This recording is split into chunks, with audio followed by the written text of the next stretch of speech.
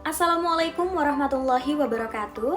Baik, kami dari kelompok 3 Jaringan Komputer akan menjelaskan tentang OSI dan TCP atau IP.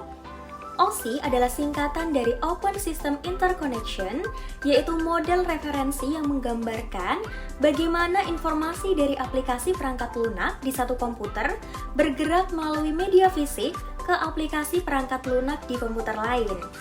OSI model mencirikan fungsi komputasi menjadi seperangkat aturan dan persyaratan universal untuk mendukung interoperabilitas antara produk dan perangkat lunak yang berbeda. OSI model dikembangkan oleh International Organization for Standardization atau ISO pada tahun 1984 dan sekarang dianggap sebagai model arsitektur untuk komunikasi antar komputer. OSI model membagi seluruh tugas menjadi 7 tugas yang lebih kecil agar mudah dikelola. Ketujuh tugas tersebut diperankan oleh 7 lapisan atau layer, sehingga masing-masing lapisan akan bertanggung jawab pada satu tugas tertentu dengan tetap menjalin komunikasi dengan lapisan di atasnya dan di bawahnya. Ketujuh lapisan tersebut diurutkan dari paling bawah ke atas sebagai berikut. Yang pertama, physical layer. Yang kedua, data link. Yang ketiga, network. Yang keempat, transport. Yang kelima, session. Yang keenam, presentation. Dan yang terakhir, application. Lapisan paling bawah yaitu physical layer. Lapisan ini berisi informasi dalam bentuk bit dan bertanggung jawab untuk mentransmisikan bit satuan dari satu node ke node berikutnya.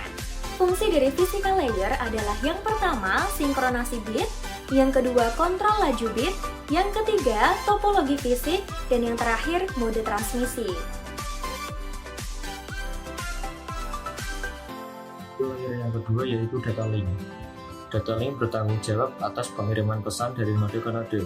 Fungsi utama dari lapisan ini adalah untuk memastikan transfer data bebas dari kesalahan dari satu node ke node yang lain melalui physical layer. Yang kemudian framing adalah fungsi dari lapisan data link. Kemudian pengelamatan fisik, kontrol kesalahan, kendali aliran data, kontrol root access. Kemudian layer yang ketiga yaitu network layer, berfungsi untuk transmisi data dari satu host ke host yang lain yang terletak pada jaringan yang berbeda. Fungsi dari lapisan network adalah routing, yaitu protokol lapisan network yang menentukan rute dari mana yang cocok dari sumber ke tujuan. Kemudian logical addressing untuk mengidentifikasi setiap perangkat di internetwork secara unik. Network layer mendefinisikan skema pengelamatan. Kemudian layer yang keempat yaitu transport layer. Transport layer menyediakan layanan ke application layer dan mengambil layanan dari network layer.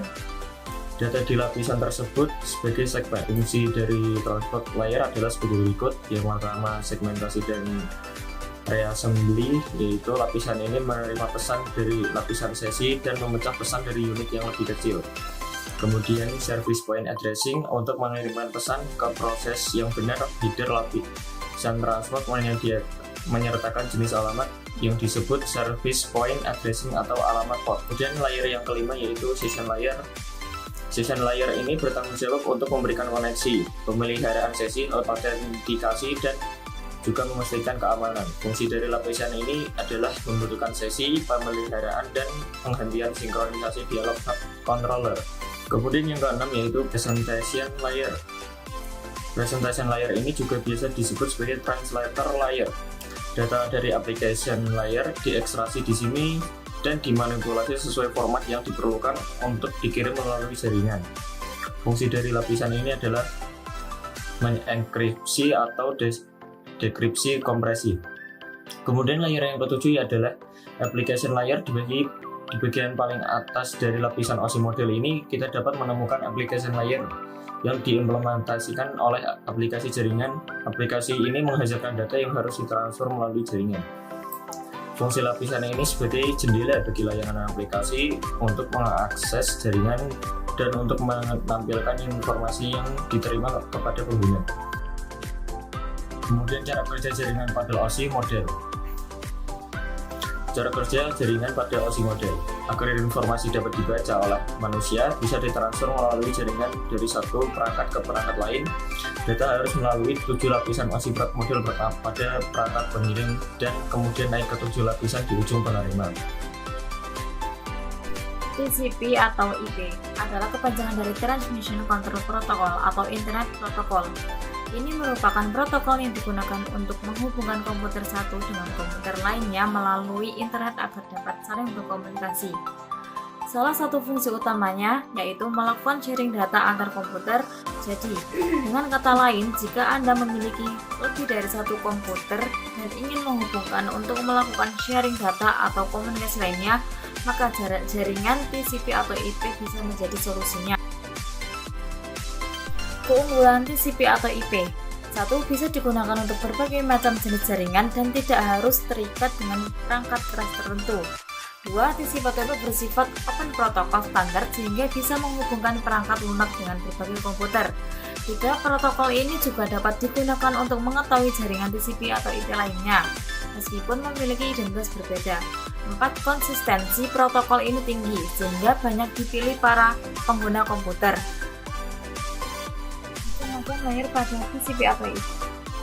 1. Physical layer. Physical layer mendefinisikan karakteristik yang dibutuhkan hardware untuk membawa sinyal data transmisi.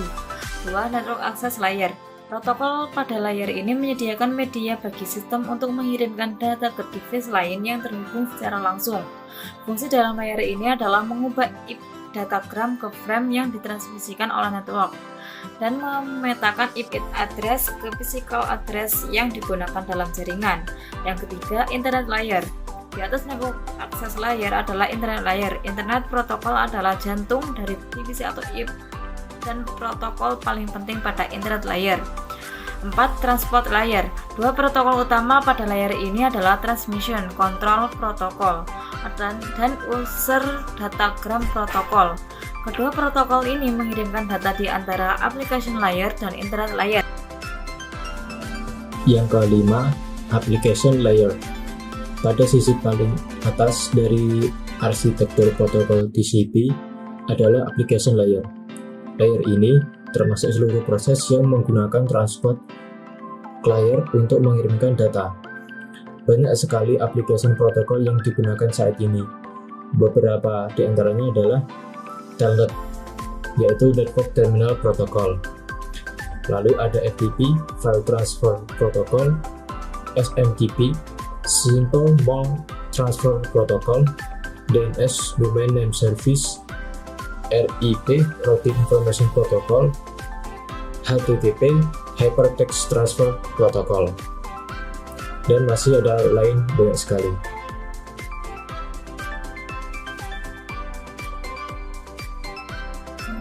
Lalu pembahasan yang terakhir yaitu cara kerja TCP. Yang pertama, protokol akan memecah data hingga menjadi kecil, dan selanjutnya data tersebut digedengkan melalui media. Paket data memiliki label berbeda dan juga sudah memiliki alamat pengiriman, sehingga bisa sampai ke tempat tujuan yang tepat. Yang kedua, data yang sudah dipecah dan memiliki alamat selanjutnya akan dikirim melalui router. Router berfungsi untuk mengantar paket ke tujuan masing-masing. Yang ketiga, setelah dikirim melalui router, paket data akan sampai ke tempat tujuan dan dapat dibuka melalui komputer lain. Terdapat beberapa layer dan masing-masing memiliki tugas tersendiri untuk mengirimkan paket tersebut. Layer atau lapisan tersebut memiliki tugasnya masing-masing, mulai dari layer yang paling bawah hingga layer yang paling atas. Layer paling bawah berfungsi untuk menerjemahkan paket dan kemudian mengirimkannya hingga ke layer paling atas. Sekian penjelasan dari kami, semoga bermanfaat. Wassalamualaikum warahmatullahi wabarakatuh.